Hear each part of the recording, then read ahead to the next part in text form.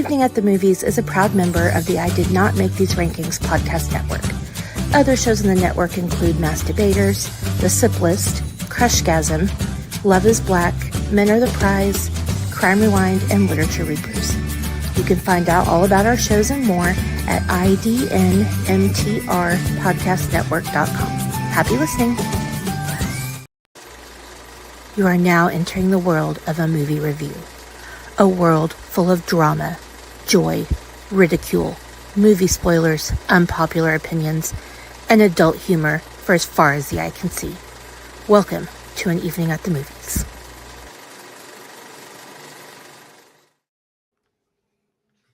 Yes, welcome to An Evening at the Movies. Because it is Sunday, and that means it is movie day. Well, live movie day. But I digress. For those of you who do not know, as I pull up my notes, this is An Evening at the Movies, the podcast where we eat the stale popcorn, drink the watered down sodas, talk about all of our favorite movies and why we love them. All that out of the way. My awesome co-host is here. Say hi, awesome co-host. Hi, awesome co-host. It's me, Amanda. And I am ready to celebrate Rex Manning Day. 2 years later. Oh, fuck off. Oh, Rex. I'm not saying it's your fault. It fucking. At least the first reschedule was my fault because Rex Manning Day literally was like right after I got out of the hospital and literally like a week after my dad died. I thought you meant how long it took me to get here today. Well, that too. Not that long. No. I feel like on Mount Sitmore every day is Rex Manning Day. Yes.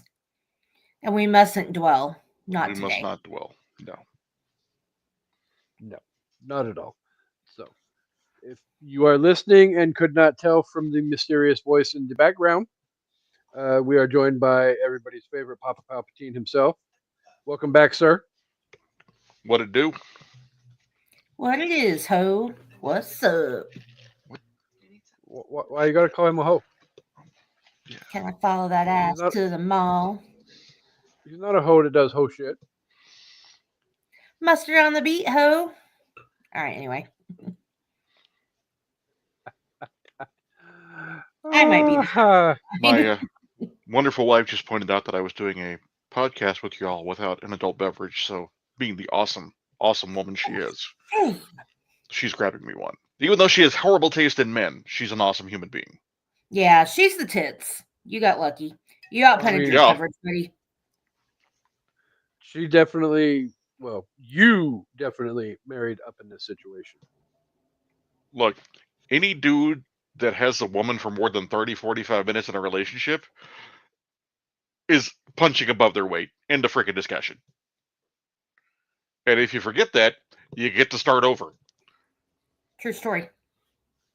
And generally when you start over with half your fucking money. Depends on where you live, but... And I digress. Once they start doing away with no-fault marriage in Oklahoma and Texas, then us women ain't getting half of anything unless you guys do something really, really bad. Yeah, well, welcome to living in states that worship people on that side of the fucking aisle. That Bible Belt is cinched tight, y'all. Man, my beer just jizzed all over me. Aw, too much head, huh? Like it's that thick tarry jizz that makes you want to go see a doctor real quick. Ew. How'd we go from beer foam head to schmegma? That was a quick jump. Liquid hot smegma? Liquid hot magma. Oh, Jesus God. We're not even 5 minutes into this episode yet. And we have verbal filters. Are they all tempered? It's only worse when the liquid hot smegma is really moist. I've now broken everybody. You have. No, my dog broke me because he has a legit smegma problem. So I have to check his little red rocket regularly because it got so bad that it like got. I don't know how to say this without sounding gross. Like it got hard, Whoa. almost What do you mean fossilized. without it? So around it. we're at dog dick smegma. It already That's sounds true. gross. That is true. Right? Anyway, it was really painful to get him cleaned out. So now I have to check his little lipstick regularly because he's got the smegma. Did not anticipate that in my dog mom contract. I did not anticipate that in this episode of An Evening at the Movies as well. See, I but now don't I'm imagining Amanda having to clean out check with who's got smegma? Who's got you got the cutest little smegma. You. Hashtag smegma of Instagram. Oh my god. I might talk about his little red rocket, but I just get a Q-tip in there and I'm like, I do tell him he's well equipped for his size. He deserves to know that. Dogs have feelings too. He's packing a decent amount for a small dog. Okay, anyway. I believe the phrase that you are looking for is Anyway. we are here for a celebration that is Not of dog smegma. not of dog smegma. That is, Wait, like I is that said, what dogma is? But oh, the no, gloves I'm gonna have start come off. calling it that now. I'm never getting Right. that icon status. I mean, it was in my head that possibly we could do it today, but at this point, Not on Rex Manning Day. literally 5 minutes into the episode, and we're already freaking dogmas and How did we Doggy- get here? I have no fucking clue. Beer jizz is how we move to. That is accurate. Yeah. Okay. I mean, it's not like the freaking what, And 30, so for those of you 30 opposed to slippery slope arguments, we just made the worst one ever. Yeah. right? I mean, technically, the other day we did probably like a 30, 35 minute long intro before we even started talking about That's true. the late great Mr. Val Kilmer. So, We went down that hill faster than Shaun White on a snowboard. right? We went down. Never mind. I'm not going down that road because we'll get back on The Red freaking Knight's going down. dogma and doggish. Anyway, sorry. Yes, Rex Red Manning Day. Rocket. Yum.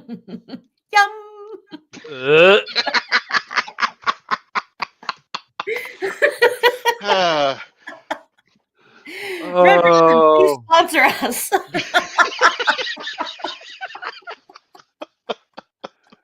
oh my God!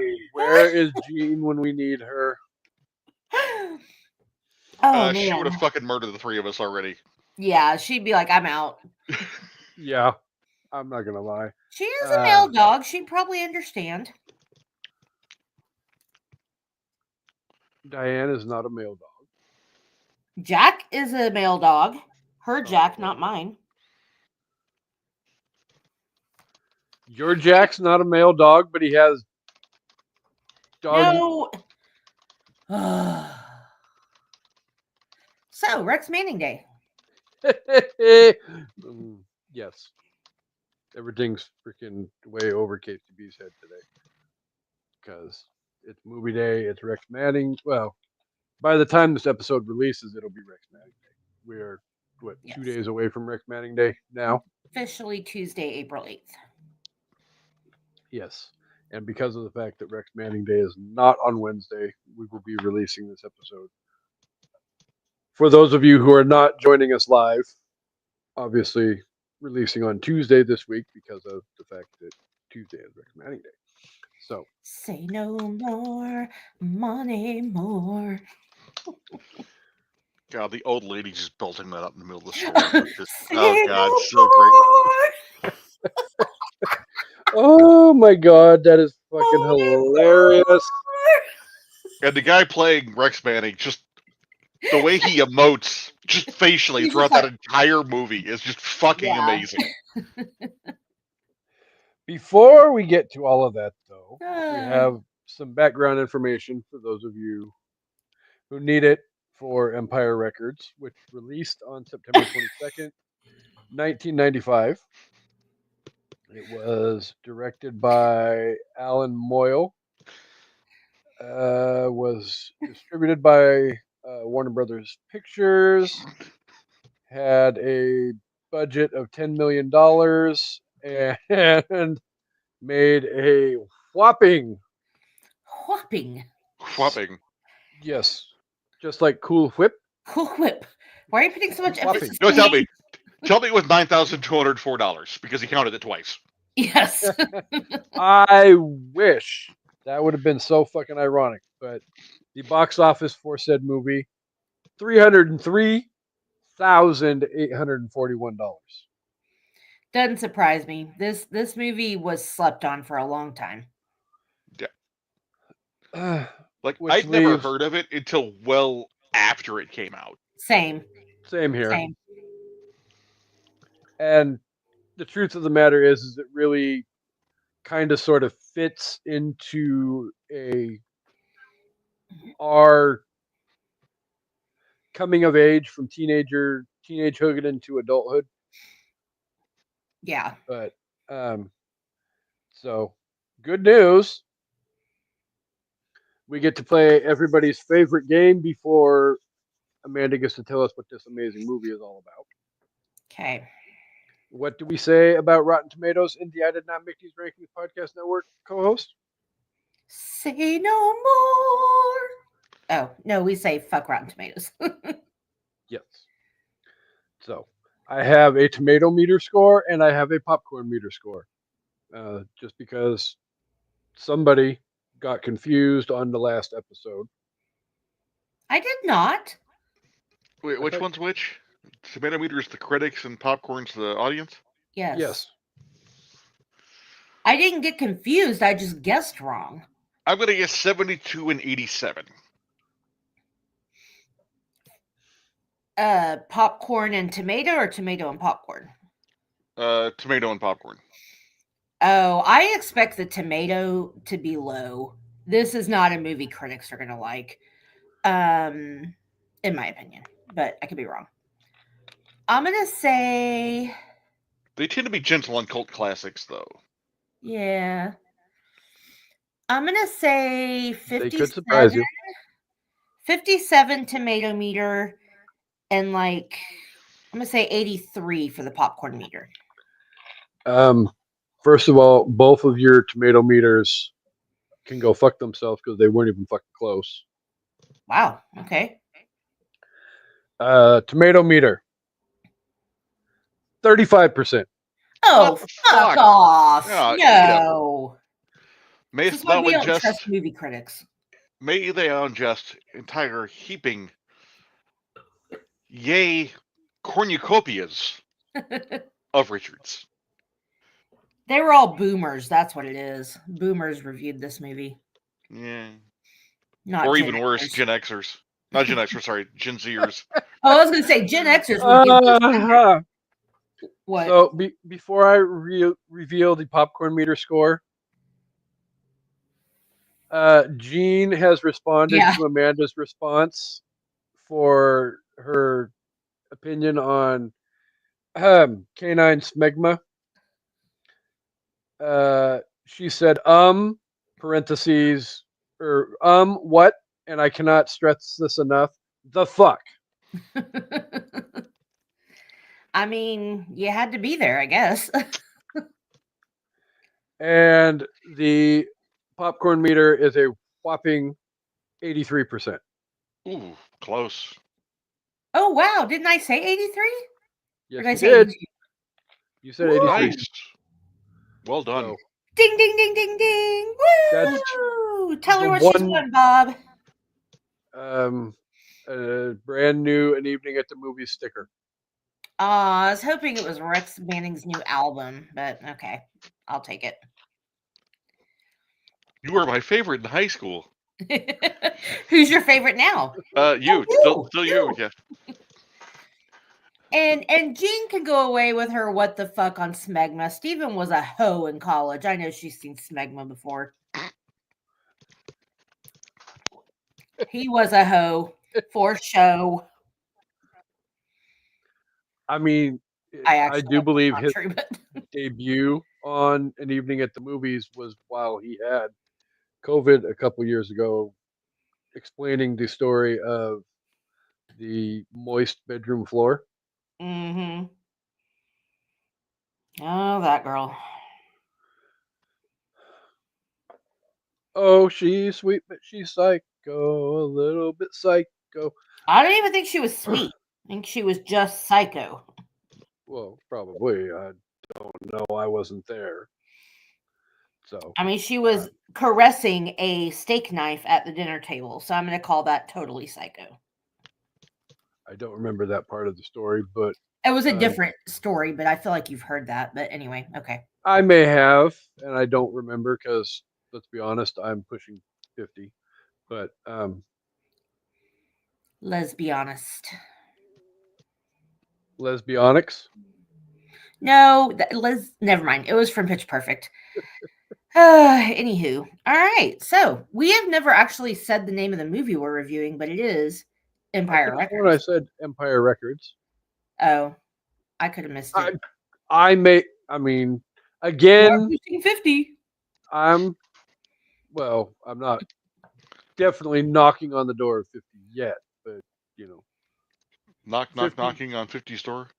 Yes. Hey. It'll be here before I fucking know it, and 49's even closer. So, co-host, what is Empire Records about? Well, I will tell you. I bet you will. Oh, she will. Joe runs Empire Records, an independent Delaware store that employs a tight-knit group of music-savvy youths. Hearing that the shop may be sold to a big chain, slacker employee Lucas bets a chunk of the store's money hoping to get a big return. When this plan fails, Empire Records falls into serious trouble, and the various other clerks, including the lovely Corey and gloomy Deb, must deal with the problem, among many others. Yeah, I didn't write it. Well, I mean, Just the messenger. it's not like it's a freaking complex plot line to have to. I mean, it's pretty fucking laid back. Let me describe it in my own way. This movie is every Gen Xer's wet dream. Like, let's just be real. Moist dream. No. All wet. So wet you could slip and slide.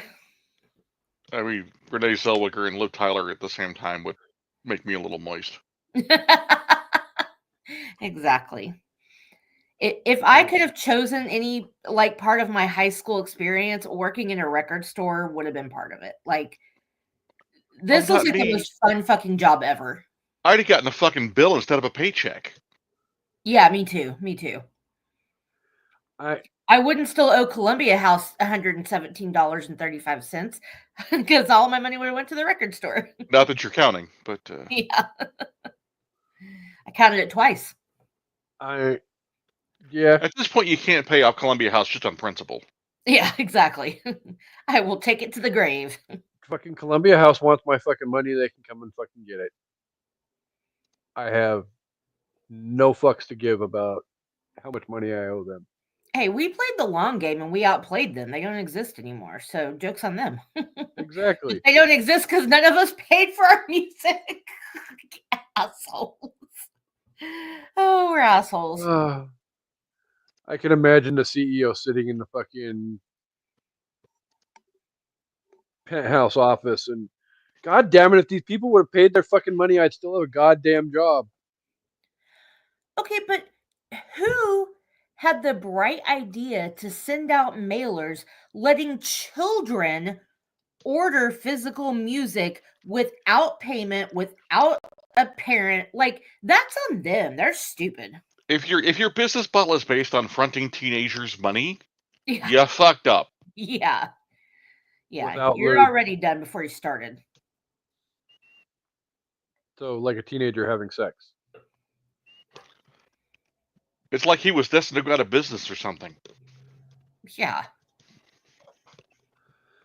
And my mom's like, "What is this?" I'm like, "I got all these tapes for 1 cent." She never asked how I mailed in my penny. No. For people listening that don't know, a penny is a coin that people used to use when we paid in cash. Yeah. Coin is that- made of metal or copper or silver or whatever. With 1/100th of a dollar. Yes. Now we have to tell you what a dollar is. No, I'm just kidding. Oh no! I mean, the fuck kids know what a fucking dollar is anymore because ain't nothing in the goddamn store costs $1.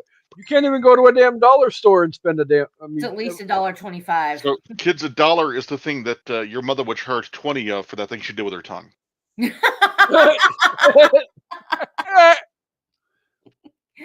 I want money. Ooh, ooh, ooh, ooh. That's what I want.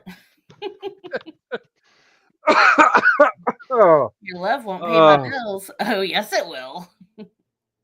back then it would. Uh, Probably not as much anymore though. So, okay. So Rex Manning Day.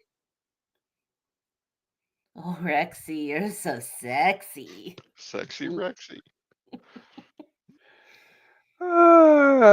So I'm pretty what? sure like half the movie's budget was spent on his hair product.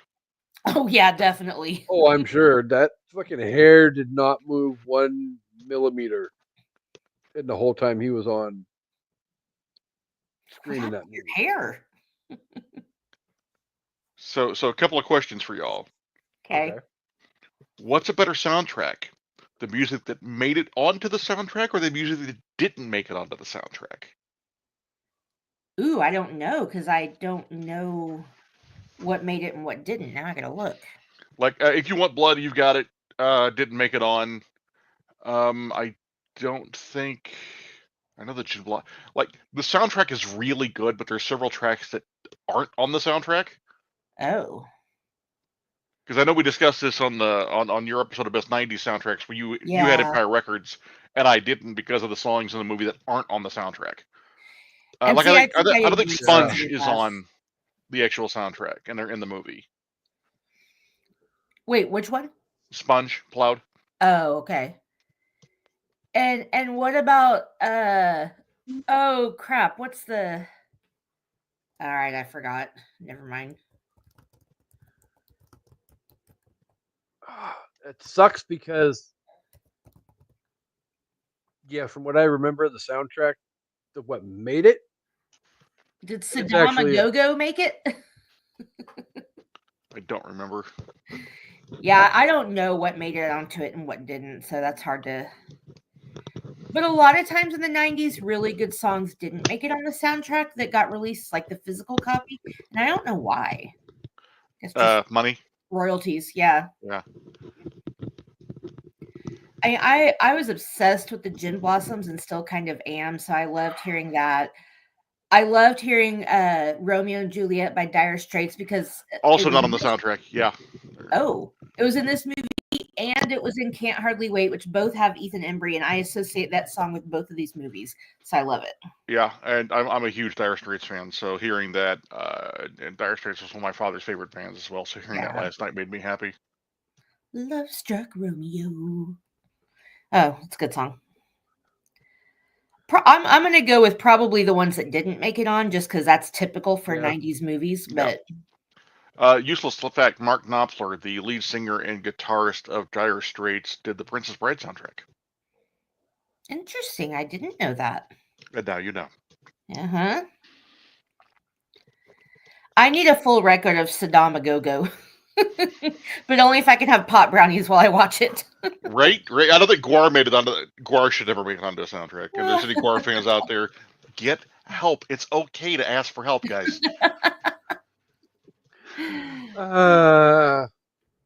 Yes. Do you have another question? Pee-pee? What was the other thing I was going to ask? I said pee-pee. I don't remember. Ooh, ooh, ooh, that's what I want. Ooh. And it comes back around full circle to smack my again. PP equal Red Rocket. Right? It's like this movie is a collective, except for the weird ass parts where it actually is a music video. But it's like this movie is a collective music video of early '90s alt music. Yeah. Yes. And also some 80s gems in there too. So. Oh, absolutely. Absolutely. And I think it does really well of covering the gamut. I mean, there's no rap tunes in there, but they talk about it. But it covers the gamut of what we were listening to in the 90s, which was a little bit of everything. Yeah. Yeah. The 90s was a free-for-all. Yeah, more so than the 80s. The 80s were definitely a free-for-all, but the 90s were even more eclectic than the 80s were. And so this movie, I think, really well represents the music of the 90s and the fact that all of us were listening to a little bit of fucking everything. Yeah, because, I mean, you could turn on, Chris and I will know, but it's just a local radio station. But you could turn on KJ 103 and hear Salt and Pepper, and then you could hear Metallica, and then you could hear Garth Brooks. Like, it was just a mess of everything, and it was glorious. Right. No, we had that radio. We had our own radio station like that here, where, yeah, again, you could turn on. You weren't going to get. We have what's called frequency modulation, or FM, where the sound is even better.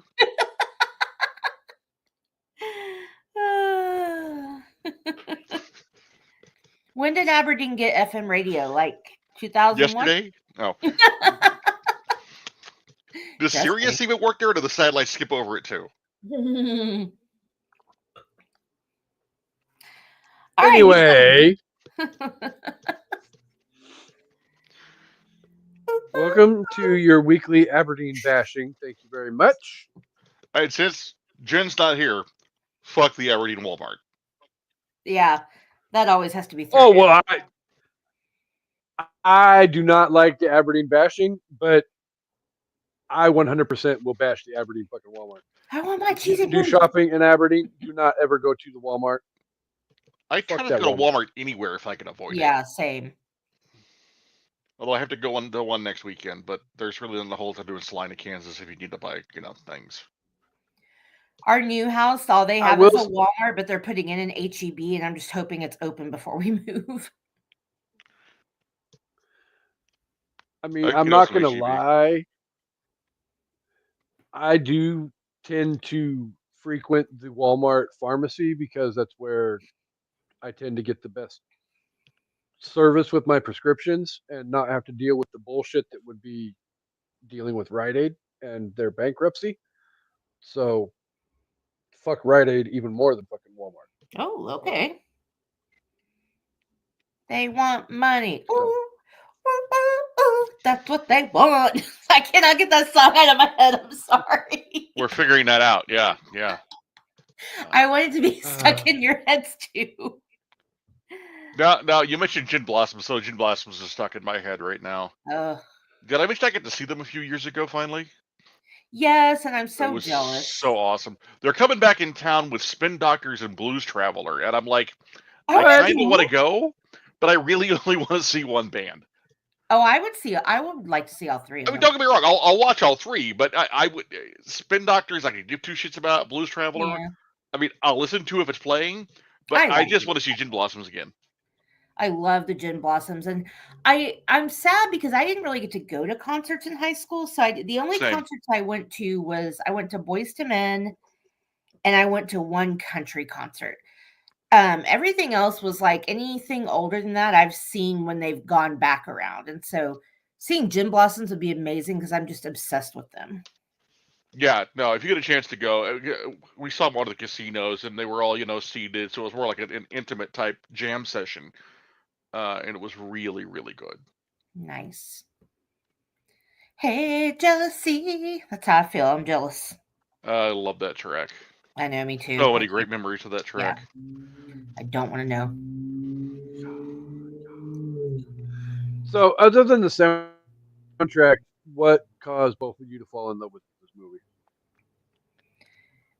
Man, I mean, oh, good. my ex-wife introduced me to it because she mentioned a couple of lines out of it, and I'm like, I don't know what the fuck you're talking about. And then she found a copy of it on DVD, and we watched it, and I'm like, how the hell did I miss this movie? Because this Right? is 100% up my alley. And I've been in love with the movie since, just because it's a throwback, and it reminds me of a lot of stuff, and the music, as we talked about on both shows so many times, music is memory for me and for a lot of people, and so there's so much emotional connection to so many of those tracks, Yeah. um, that that movie takes me to places mentally and emotionally I don't always go, and it's just always a fun journey. And as disjointed and as jump cutty as the movie is because of the budget, uh, I don't man, mind that. well, did you know it was supposed to happen over 2 days? The plot was initially, and then Oh, really? Okay, I didn't know that. because of budget, they had to cut it into one day, which is why it's a little disjointed. But I think it works as one day. Like It does and it doesn't. I would have. There is an extended cut. I just didn't want to pay money for it. That I would Oh. like to watch at some point. But the movie works. The movie works. It's just it makes more sense when you realize that the studio made them cut it into a day at the music store. But I just enjoy everything about that movie because there's every character in that movie is like somebody I knew in high school or hung Right? out with or interacted Right? with, right? And it's not even necessarily the bad stuff about him, right? It's just I just feel like I can connect on one level or another with every single one of those characters. Right. Okay, so my friend Megan is in the comments and she's saying I think I'm too young for this movie. And Megan, you probably are, but like we were saying, we didn't even see it when we came out. I didn't see it till like probably 2000, 2001. About the same But for me. you go ask Scott because I bet he's seen this. But yeah, I mean, this movie is perfect because it's like everyone. I mean, at least for me, that would have been the dream. Like to work in a record store and have all those cool friends and just listen to music and goof off. Like that's a perfect high school job. Oh, High okay. school, college. Yeah. Yeah, high school, college is just like, I mean, it looked like so much fun. Like I would have just died to have that job. And a boss like Joe, like come on. Dude, when he beats Lucas's And- ass, I know you don't get to see it, but just the sound effects is like, man, I want to be Joe right now. Well, right? it's funny because he never asks Lucas why. Nobody ever asks Lucas why. They're just like, what did you do? Oh, I stole $9,000. I took it to Atlantic City. Where is it? Recirculating. Like, nobody ever asks him why he did this. And Joe just accepts that he's got to take the rap for Lucas. And then you find out later that Joe took Lucas in, and it's like, oh, I got a little teary eyed. And yes, Megan, we can watch it together because I love this movie so much.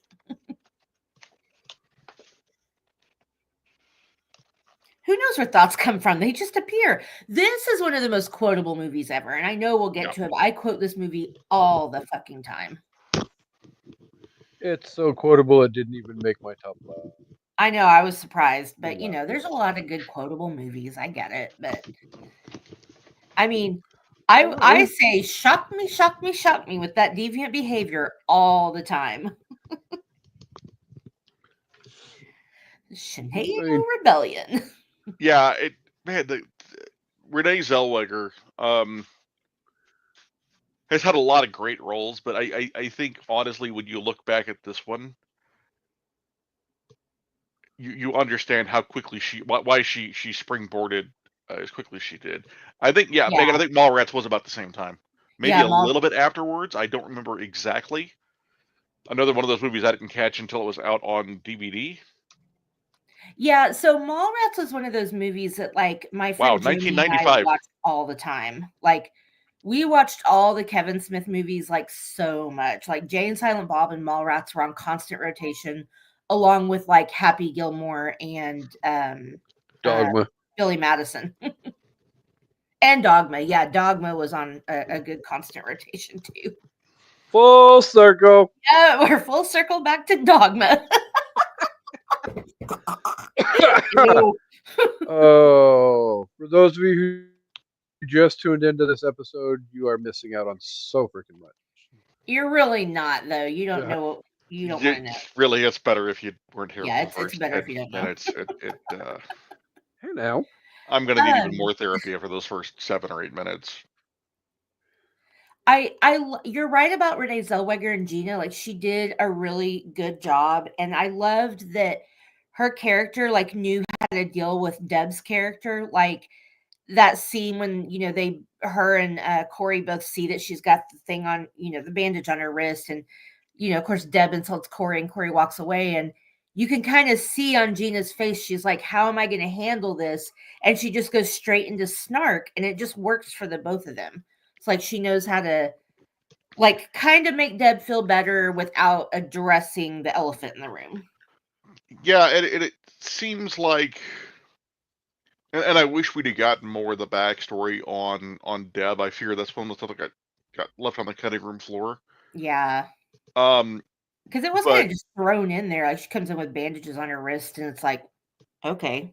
Because the level of banter and how biting it is between Deb and Renee Zellweger's character, what's her name again? Gina. It stays the Kinda. same. Like, it's at the same snarky level throughout the entire movie. But Right. But you that's can how they see are that there's friends.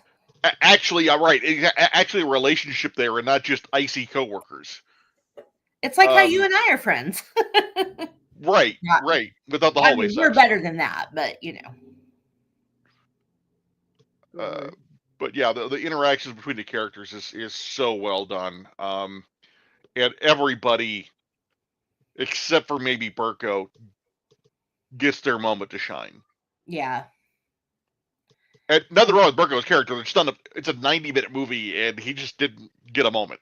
And again, Right. that could be one of the things that was on the cutting room floor. Yeah. And oh my God, Lucas is just like, I mean, he's probably supposed to be the favorite character, but he just, I don't know. He is. He's so freaking funny. And he's got that kind of more free-spirited, more artistic, like Mark Paul Gosselaar, right? He's like Zach from Saved by the Bell, only more artistic. And not as cute. Right, yeah. Yeah, he's got so many good one-liners. And it's just, yeah. And the things he says it with such conviction. Like when Joe says, where is the money? Atlantic City. What's it doing there? Recirculating. Like, he's so matter of fact about it that he doesn't, it's like he doesn't realize he's being a smartass. He's just like, he's like, it could be anywhere now. Right. When he has that moment of clarity during Deb's air quote funeral, and you find out the connection between him and Joe and the way Yeah. he was treated by his mother and other things, you're like, oh, this poor child. This is a beaten dog who's just, his defense mechanism is Yep. just brutal honesty and not ever showing any emotion. Yeah. Why don't you just take that and shove it up your ass? Because it would hurt, Warren. Because it would hurt more. But just how deadpan he delivers that is just, it's Yes. fucking amazing. Yeah. But I love that he still like catches Warren. Oh, one of my favorite Lucas quotes is, "What's with today? I think that almost every day. Right? What's with That's right up there with, let me today?" do you one better. Why is Gamora? Yes. He is so freaking funny. I love it. It's hard to pick a favorite character though. They're all, I mean, And definitely some get more screen time than others for sure, but When I was younger, I would probably identify more with AJ or maybe Lucas. yeah. I identify more with Joe now. Of I have to take care of this aisle of misfit toys I have put together, and I hate Right. myself for it, but I can't not do it. I mean, you were like Lucas, except that you meant to be snarky as fuck. Like, Again, defense mechanism. Yeah. I don't let's not psychoanalyze it.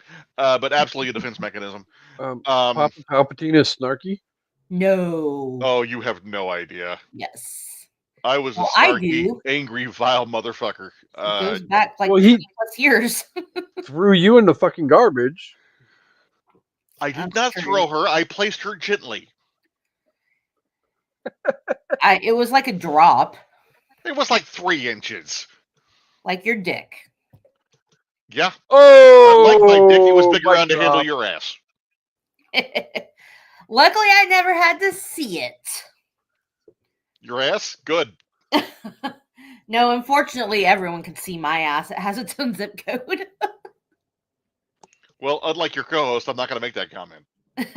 Oh, Why we got to come back around full circle to my stupid mistake comments? Because 'Cause you called me nobody's fucking safe on this show. That's how it works. Puss,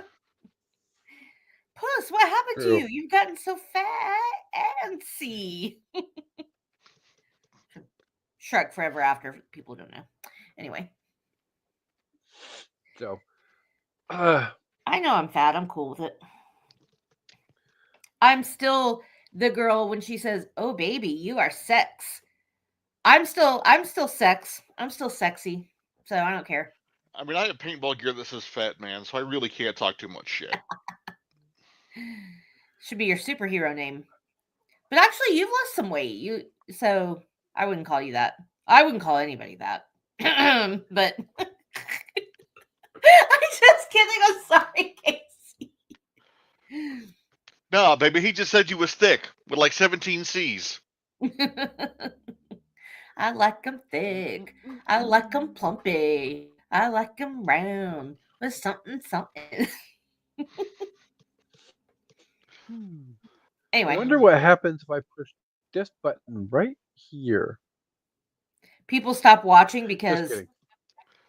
I'm the beauty and brains of this operation. Well, And if anyone else calls you beast, I'll rip their lungs out. Thank you. Megan, if you're still watching, I had no idea you worked at Sbarro. We're going to have to talk about that. Sbarro used to be like my favorite thing at the mall. Like, Well, yeah, because for $3 We you had can one get of those a at our slice mall. of pizza like that. it was a huge slice of pizza. And if you weren't massive from New fucking York, you didn't know they served pizza like that. And it was guaranteed to burn all the taste off the roof of your mouth, so you weren't hungry after that. Oh yeah, it was. Yeah. I liked the calzones. They didn't call them calzones. They called them something else. What do they call them? But they were Probably called them Megan, she worked there. Strombolis because Stromboli, that's it. Yeah. Stromboli does not use ricotta, which is why it's called to the difference besides a calzone. Ah. Papa Mike's here. Well, my father's here and just broke my heart. What the hell? I had to look up It's Lex Manning. on We all Amazon do. Prime. Please, Yeah. please go watch It's it. It's free on 90 Prime. minutes. You won't hate it. Yep. You had to listen to Amanda crank half of that music while in high school, so you should recognize most of it. Yeah. But on the upside, Right? of all the 90s music that's in there, there's no fucking Oasis. So win-win. Meh, meh. Whoop, There's whoop, also whoop. no 7 Mary 3, so nobody's perfect. I mean, there's actually a lot of music most of the music in this movie isn't mainstream, and I really appreciate that. Like, again, back in the 80s and 90s, if you wanted to hear stuff that wasn't on the radio, you had to know somebody who had a mixtape or knew somebody that had a mixtape. Like, it wasn't like now when you can stream everything and you can listen to everything you want to. Like, so there's a lot of kind of underground or not popular music in this movie, and I love that. So yeah. Was there anything you didn't particularly care for about the movie? I don't care for the fact that it's only 90 minutes long. I wish there was more to it. Same. Yeah, they're dancing around on the roof of the freaking record store, and it's like, you know, the ending credits are coming here any second, and it's like, I don't want this to be over. I kind of wish Mark would have I wish we had a little bit more of a Mark storyline. I know he's there just to be the goofy, Stoner. yeah, damn the man, save the empire. But I liked him a lot. Yeah, I think Mark needed more screen time for sure. I really wish they'd all gotten some more time. Yeah. Like Burko is there enough to, I don't know, to I forgot about show him. that he's there. Honestly. I mean, obviously him and Deb had a connection and you kind of would have liked to see more of that, but he really, he just didn't have enough time to be that relevant. Yeah. Oh, Um, shit. So the version of Hey Joe that's early in the movie is actually Body Count. What? Body Count, Ice-T's band. Oh, okay. Very nice. I really, I know we're talking about stuff we didn't like, but I also love that they show the teenage angst drama, like the boy pining over I mean, I love he's like, I'm gonna tell her at noon. No, I'm gonna tell her at noon 01. I'm gonna tell her at 1:37 or whatever. That's a great time. Yeah. No later than 1:37. Yeah, Lucas trying to be understanding is some of the funniest shit. Yeah. And then the girl drama too, and the girls raging and screaming at each other. I mean, obviously it's a stereotype, but it's also not. It's not wrong. When you're 16, 17, 18, your hormones are going crazy, and your best friend, her best friend just slept with the guy she liked. There was definitely a hormone there. Doesn't matter that it's a gross old man, but he's not old, but to them he is. So I love that part where they're just screaming and Corey just loses it and she just goes out in the store and just screaming at the top of her lungs, breaking shit. I love that part.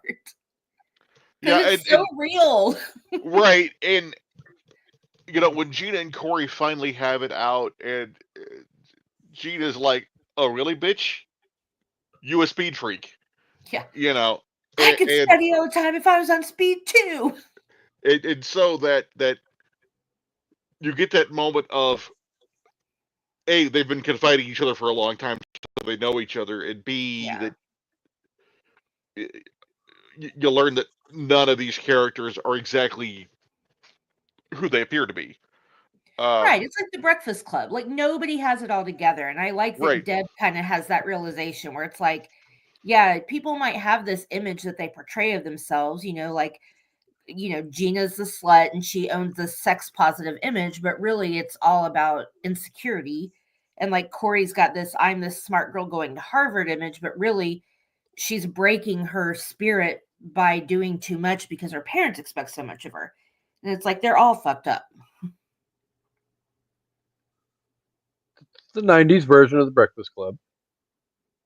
With better I'm music. Go ahead and say it. Better, yeah, thank you. Thanks for taking my... Sorry, I didn't mean to. No, but don't get me wrong. The Breakfast Club has a great fucking soundtrack, right? But it's not this. It's not Empire Record. No, not at all. I think the vibe too, The Breakfast Club soundtrack is iconic because it's the Breakfast Club. This soundtrack is iconic because it's just a great selection of mid-90s tracks. Right. And it makes you feel like you could be working in a record store. Right. Like the movie could be utter shit and the soundtrack would still be a banger because it would still bring back so many memories. Yeah, for sure. For sure. Well, according to the fucking critics, it was a shit movie. 35 fucking critics % are on Rotten stupid. Tomatoes. Well, it's a coming of age flick, right? So it's not for every audience watching it. True. It got ripped out of theaters because test screenings didn't go well because people didn't fucking get it. Yeah. The studio made them edit it down to 90 minutes, and I personally suspect of a non-animated 90-minute movie. right? When you see a movie that's Yeah. only 90 minutes, you're like, this is gonna be bad. Yeah. So I can see why critics didn't like it. And honestly, if I had watched it as a 17-year-old or 18-year-old in 1995, I might not have liked it as much as I do now, because the nostalgia is better than the I'm here now on this movie. At least it is for me. Well, I that- think so too. Yeah. and going back to that whole 90-minute thing, like when we were kids in the 80s, yeah, a lot of your movies ran, 90 minutes to about an hour and 40 minutes, and that's their comfort zone.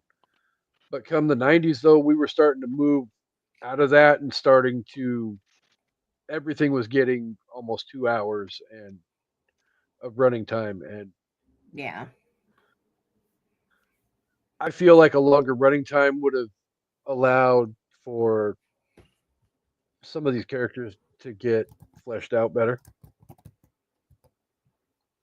True. Oh, I'm sorry. What Which I year did think this movie come out? 95? 95. Yep. Okay.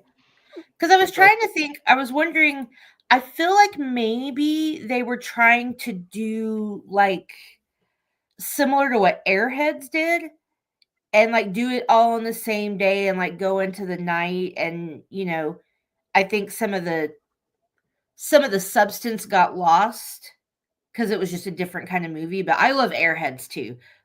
The Lone Rangers. That's a really good movie too for anybody who hasn't seen it. But Another movie that I'm surprised in 3.5 years we haven't discussed on an evening at the movies either. yeah, I mean Brendan Fraser's great in it. Steve Buscemi. Like, who else is in this movie? What? Oh, what Adam is that guy? Sandler. Yeah, I'm trying to think of the guy that I really like, and I can't remember his name. Isn't Brendan Fraser in it? I said, oh yeah, I Oh. said that, but the guy that's in, what is his name? Now I'm gonna have to look it up. It's like right on the tip of my tongue.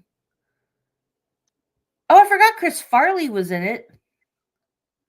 Chris Farley was in everything that Adam Sandler did. In the I movies. mean, yeah, that's true. That's true. Up until his death, I mean, Oh, Judd Nelson. I forgot Judd Nelson Oh was wow. in it. Yeah. David Arquette, Ernie Hudson. But that's not who I'm thinking of. Who is the guy I'm thinking of? This is driving me crazy. tell him about the Twinkie. It's a big Twinkie. What about the Twinkie? I'm sorry. But Whenever anyway, I hear Ernie Hudson's name, that's the first thing that pops into my head. With tell him about the Twinkie. Joe Mantegna. Man, I can never say his name right. That I love that guy so much. I was watching Three Amigos the other day and I forgot he was in it. But he was He was the studio exec. yeah. Look up here. Look up here. Whose Yes Man assistant is Phil Hartman. Yep.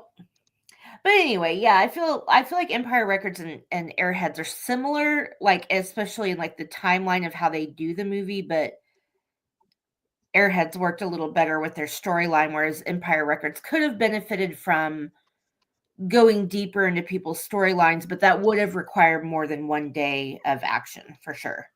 Yep. And probably about a 2-hour running time. Yeah. Yeah. Maybe a little bit longer.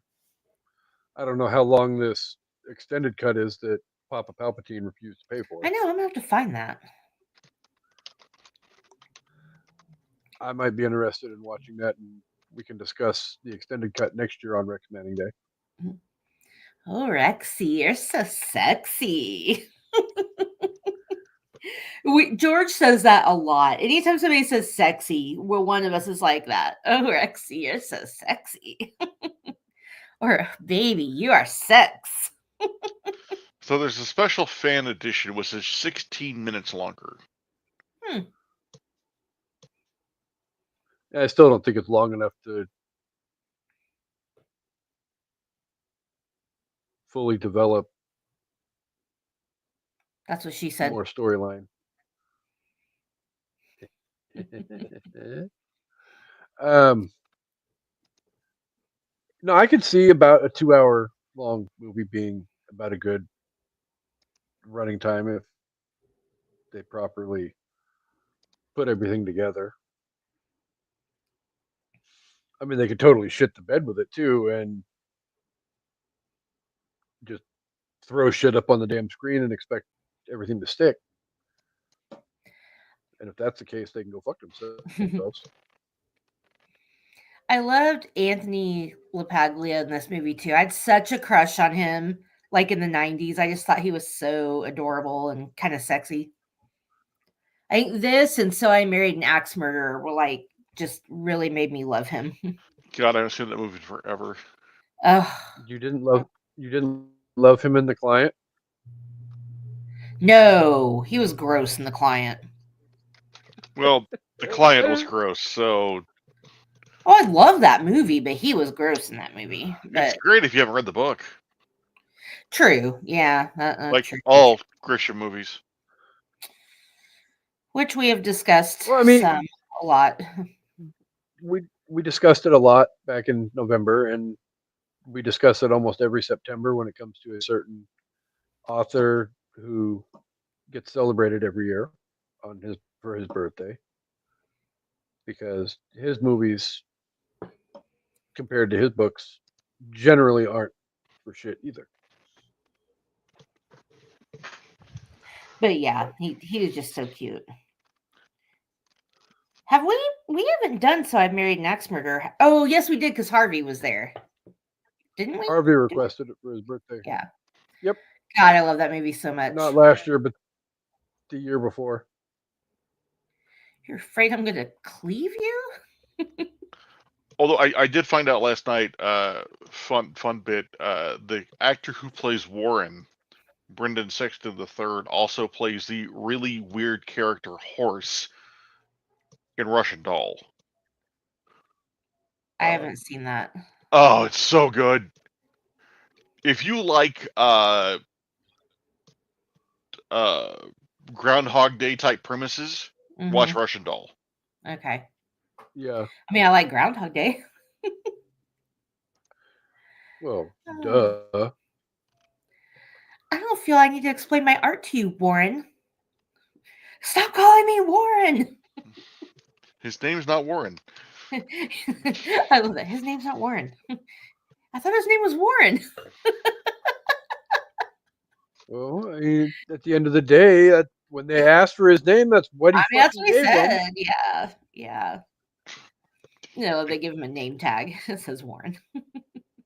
And the fact that he keeps coming back and committing more crimes, and they keep letting him back in the store. Love that. You like Warren. Rap, metal. Whitney Houston. Whitney Houston. That's for my girlfriend. Sure.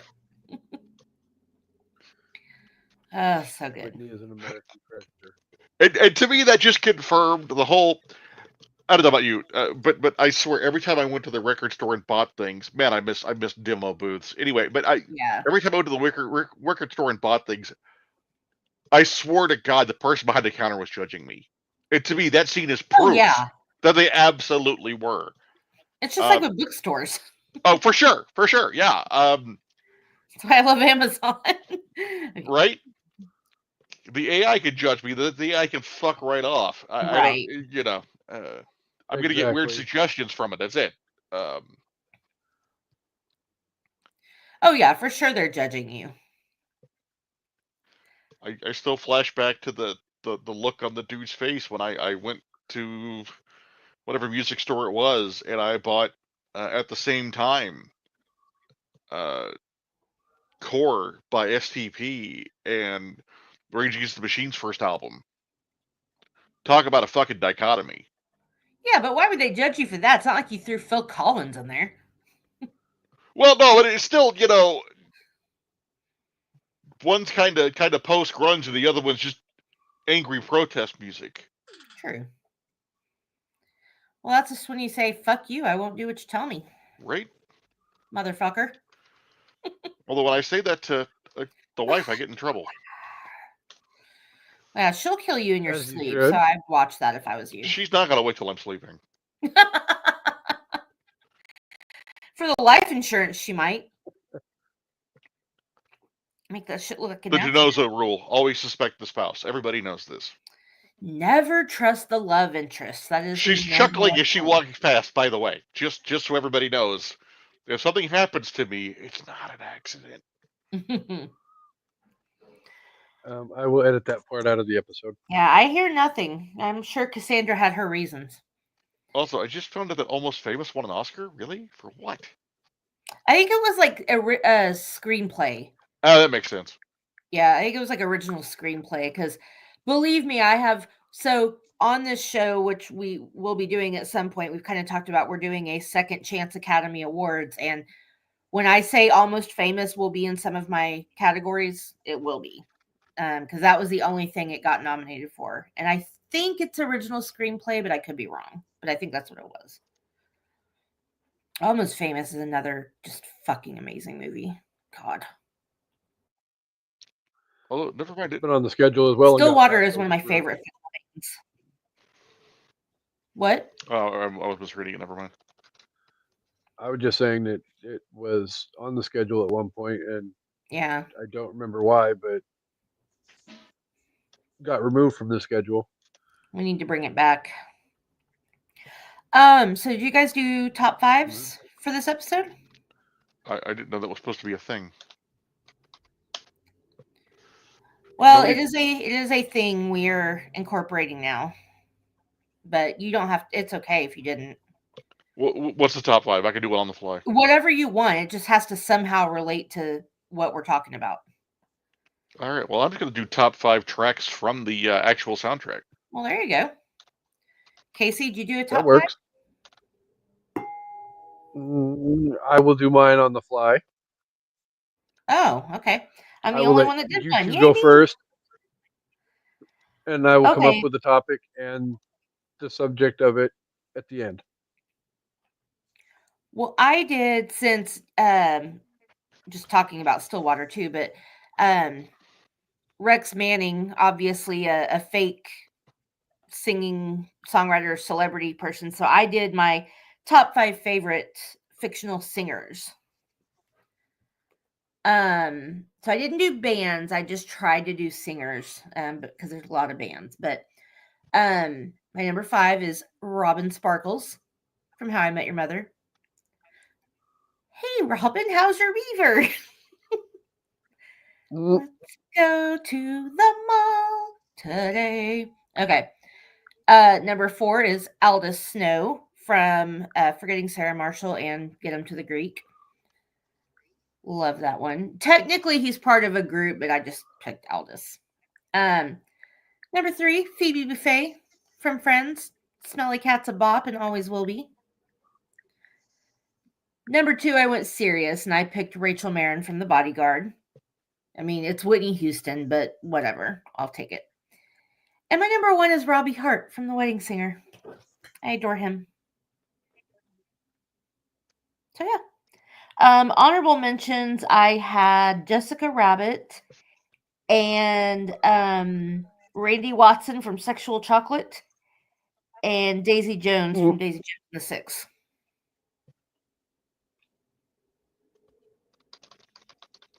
I And obviously love that Lester movie. would be my Or that number 1 series, if by I the was way. fans. Scotty doesn't know that Fiona and me do it in my van every Sunday. Anyway. Scotty doesn't know. Oh, Scotty doesn't know. Whoa. Don't tell Scotty. Scotty doesn't know. Papa Palpatine, are you ready for your top 5? Yeah, I'm just going to wing it. So, number 5, That's what you said. A Girl Like You by Edwin Collins. Oh, yeah. Great track. Number 4, it's not on the actual soundtrack, but If You Want Blood, You've Got It by AC/DC. Nice. Yeah. Especially because the drum solo, and I mean, obviously he's probably not really playing, but Joe in the office, like, he's just had enough of everyone's shit and he's got to get his anger out in the drums. Number 3, the first song ever played on MTV. Video killed the radio star. Yep. As much as I want to, I'm going to leave that until. I'm not putting it on the list. It would be an honorable mention. Like I mentioned earlier, just because of the how much that song takes me back. Romeo and Juliet by Dire Straits. Mm-hmm. And then just because it's the close of the movie, and we get to hear Renee Zellweger actually saying Zellweger very honestly, Sugar High. Yeah. Honorable mentions to Like That's Air good for You by the Gin Blossoms, because amazing track, but not my favorite Gin Blossoms track. Yeah. And of course, Say No More, Mona More. Say no more, Monday more. And I'm looking at the full track list, and there's just so many I had to leave off. There's just so many good goddamn About songs. I need money. Ooh, ooh, ooh. That's what I I was want. thinking more Plowed by Sponge, because that's just an amazing riff and an amazing track. Yeah. Okay. Okay. So what you got for us? I'm gonna go a little weak sauce with my top 5, but I'm gonna go with top 9 bands of the 90s. Nice. That's going to be hard to narrow down. It is, but to me, the bands that I'm going to bring up, I put in the same category for me, as they were all heavy in my rotational, not Spotify playlist when I was a teenager. So Part of your giant CD book that you carried around in your car. I didn't have a CD player in my car. I had a freaking tape Cassette deck. deck. So Yeah. I had all these. You never classic- got the tape that connected to a CD player? I had one of those for a while. You know what I'm talking about? It had I a didn't- cassette tape that you Yeah. could put in. Yeah. I didn't have one of those until like 2003, 2004. Oh. Because I was a cheap bastard. Shit, I had a kid in 2004. So not necessarily in any order, because I think all of these are great bands who, in some way, shape, or form, defined music in the 90s. But Rage Against the Machine. Yeah. Let's go Oasis. Green Day.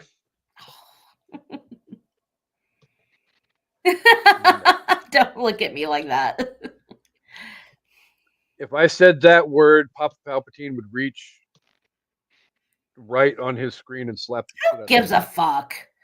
You do what you want. Fuck you, I Uh, won't do what you tell me. That was number 5. Not even number 8. let's go number 3, Soundgarden. Number 2, Alice in Chains. And co-host, would you like to guess what my number 1 90s band is? I'm pretty sure it's your hometown boy. That would be the one. So you pretty much named the same 3 bands for the top 3. Huh. I mean, you heard Okay, what grunge Alice band, in you've heard them Chains all. could go, and you could put Bush in there. Everybody likes Bush. That's what I could she go said. for some Machine Head right about now. Yeah. So Got a If you- machine head. 16 If you- Stone was one track away from making my no skip list. One track. It made my top 5 90s albums when we did that, or 90s Yeah, rock albums or whatever, but yeah. Love it. Love the album. 16 I Stone can't was put it on a no skip list because of one fucking track. But amazing album. Yeah. So if you guys were to rate this movie out of 5, what would you give it? 5 out of 5 Deb's buttons. No notes. Love this movie. I know it's not actually perfection, but you also know I'm a whore with my ratings, and this has everything I love. Like, I can watch this movie over and over because it's just like the life I wish I could have lived in high school, like just for a little while. And it just, oh yeah. I mean, So much My fun. dream job in high school was either working in a record store or working in a movie theater. One That of the two. too. Yeah. I worked in an Office Depot, so Pass. yeah. So, Palpatine. I'm also a dirty hoe with my ratings. Yeah, you are. I love this movie. It's nostalgic. It's fun. It's light. It's highly rewatchable. There are jokes you're gonna catch on subsequent watchings you didn't catch on the first go round. If you're looking for Gone with the fucking Wind, fuck right off someplace else. But Right. if you want to have fun, right, and you want to have a good throwback, and you want to Yeah. have nostalgia, and you want to have some choke up moments because of how hard some of those songs hit if you were around at that time, this is the movie. So I'm gonna give this a solid 5 sexy Rexies. Yeah. He gets smarter the shorter your skirts get. Yeah, nostalgia purposes alone make it impossible not to give this movie a 5 out of 5. Yeah. I mean, like we said, Amanda said, Chris said on top of it, the music is amazing. A lot of the stuff that they're dealing with in the movie is relatable. Yeah. For most of us, yeah, working in a record store or working in a movie theater or whatnot in that kind of environment, it was a dream job for us back Yeah. then. This was like so much fun. If I could have done either of those two jobs, yeah. So I'm going to go 5 out of 5 trips to Atlantic City. Nice. You used to be sexy. You used to have $9,000. Right? Okay, one thing I forgot to mention. Whoever did the makeup for Rex's assistant Ugh. was trying to delete her eyeballs. Poor Debbie Mazar. Yeah. Right? Because she hot, and she got beautiful eyes, but that super smoky ring around the eyeballs was just trying to delete the fact that she had irises. She is one of those. So, you know how which this is a topic I've always wanted to do. There's actors that you can't stand because of a role they played. Like, I'll name one besides her, Danny Trejo, because of Con Air. Danny Trejo is an amazing actor, but I will never not be able to picture him in Con Air, and it just gives me the ick. Debbie Mazar for me is because she was the copy girl on Friends, and I just want to smack her in the fucking face. Because she was who on what? She was the girl Ross cheated with on Friends. Okay. The copy girl. I know you Sure. don't know, but Weren't they on a break or some bullshit? I will kill you. High five. I will kill you. I mean, I've seen the memes, so I guess that is accurate. You're welcome. No, it's not accurate. We were on a break. Even if it is accurate, how much can you love someone if you go sleep with someone 2 hours after you're on a break? Go fuck yourself, Ross. And that break was his fault because he was so possessive and so jealous of a guy Rachel didn't even like. Anyway. Well, hold on. So she put it on a break and then got pissy because he wouldn't get him some trim? Yes. To quote that great bit of hip hop philosophy, bitches ain't nothing but hoes and tricks. I will kill you. With all of that said, no killing on an evening at the movies, because then we can't properly provide alibis for misguided anger. Mm-hmm. So, before we wrap up the show, I would, as always, like to thank the listeners for being here each and every week. You guys are incredibly awesome. Palpatine, do you have anything coming up on One Paintball that you would like to publicly push? Absolutely do. I had just dropped an episode on the 1st of April no joke, with Landon Roney talking about prepping for an event and working on getting outside sponsorship for your team. On the 15th of April coming up, I have an interview with Hadley Korsman, the reigning breakout player of the year for the Women's Pro League and a great youth player that I previously coached. And then on the 29th, I have an episode with Jake Dixon of the Elite Expo League and Elite Sports in Salina, Kansas, talking about tournament promotion, as well as his journey through the sport of paintball. And for the foreseeable future, I should have episodes dropping every 2 weeks on the One Step Paintball podcast. Unless you're on a break. Well, then I'm going to go fuck somebody in 2 minutes. And One Paintball can be found wherever you get your podcast listening. One Step Paintball. One Step Paintball. One Step Paintball. That's what I meant. It's not what you said. Well, you and I are about ready to be on a break here in a second. You So can't. does that mean you're going to be recording an episode with somebody else in 2 hours? Yeah, get yourself another host in 2 hours. Good luck, sir. Yeah, shit ain't gonna happen. You notice how much she accentuated the first part of that? She's like, get yourself another host. Oh, on the beat, ho. Mount Sitmore. She ain't your ho no So just out there doing host shit. Coming up on An Evening at the Movies, we have a request from Brandy who wants us to discuss Wicked. Kendra's birthday episode where we will be talking about Bridesmaids. Help me, I'm poor. And then our audio only redo for the month is Princess Bride. And then coming up in the month of May, we have a whole lot of other stuff. Papa Palpatine will be back for his birthday. Woo! What'd you request for your birthday? Some other stuff. Excalibur, baby. Oh, yeah, that's right.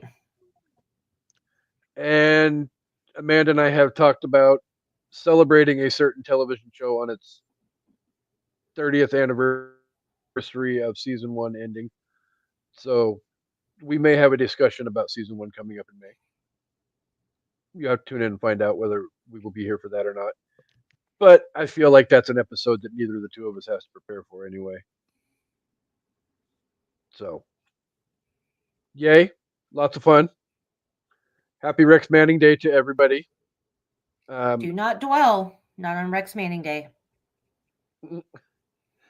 And as always, thank you, Chris, for being here and gracing us with your wisdom.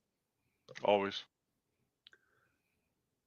And I'm going to zip my lip and Finally. let the co-host do what she does best. Sorry. Co-host, the floor is yours. Okay, I was just kidding. Thank you, everybody, for listening and for watching live and commenting if you did, and we appreciate you. We hope you enjoyed this episode. We hope you have a great Rex Manning Day, and we hope you all come back for an evening at the movies. Goodbye. Peace and hair grease. Don't dwell.